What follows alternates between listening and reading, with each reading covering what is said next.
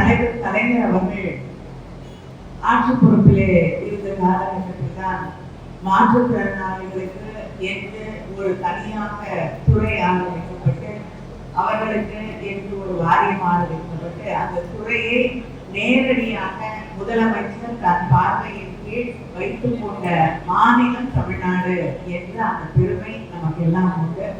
அதே போல இன்று நம்முடைய முதலமைச்சர் அந்த தளபதி அவர்கள் நேரடியாக அந்த துறையை தன் கையிலே வைத்துக் கொண்டு அதற்கான அத்தனை செயல்பாடுகளையும் தானே கவனித்துக் கொண்டிருக்கக்கூடிய அளவுக்கு முதலமைச்சரின் நேரடி பார்வையில் இருக்கக்கூடிய துறைதான் மாற்றுத்திறனாளிகளுக்கான இந்த துறை.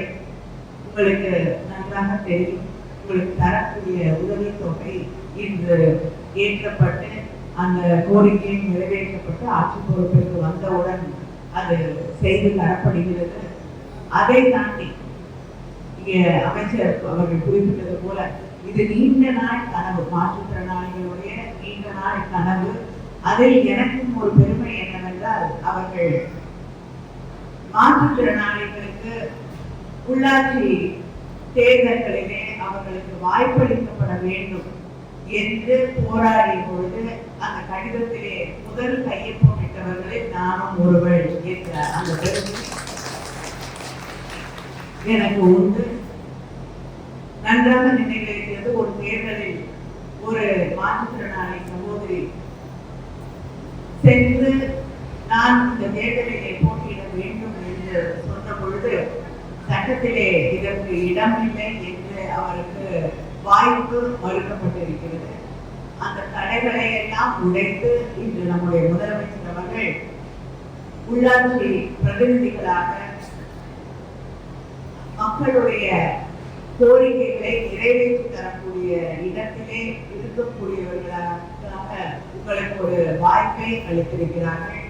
தொடர்ந்து நாம் சொல்லக்கூடிய ஒன்றுதான் from charity to right.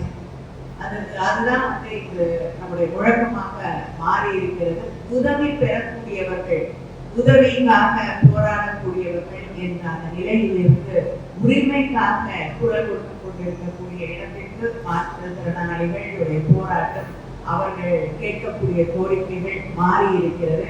அந்த உரிமையை பெற்று தந்திருக்கக்கூடிய ஆட்சி தான் திராவிட முன்னேற்ற கழக ஆட்சி. நம்முடைய முதலமைச்சர் தளபதி அவர்கள் அந்த உரிமை இதோடு நின்றுவிடாமல் எல்லா இடங்களிலும் எல்லா தளங்களிலும் மாற்றுத்திறனாளிகளுக்கு அவர்களுக்கு இந்த உலகம் எப்படி தடைகளற்ற ஒன்றாக, நீங்க தடைகளற்ற ஒரு உலகத்தை உருவாக்கி கொள்ள வேண்டும் என்பதற்காக தான் இந்த வண்டி கூட எனக்கு வழங்கப்படுகிறது. ஏன்னா ஒரு பஸ்ல ஏறுவதோ மற்ற வகையிலே பிரயாணம் செய்வது என்பது எத்தனையோ பிரச்சனைகளை நீங்கள் சந்திக்க வேண்டிய ஒரு நிலையிலே இருப்பீர்கள். உங்களுக்குன்னு ஒரு வண்டி அதை நீங்க பயன்படுத்தக்கூடிய வகையிலே உங்களுக்கு கிடைக்கும் பொழுது அந்த தடைகள் வெளியில போயிட்டு வரதுக்கான பல தடைகள் உடைக்கப்படுகிறது.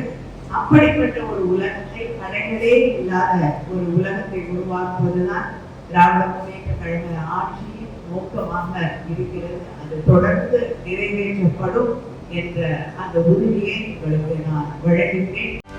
செய்திகளை உடனுக்குடனும் துல்லியமாகவும் தெரிந்து கொள்ள சப்ஸ்கிரைப் பண்ணுங்க.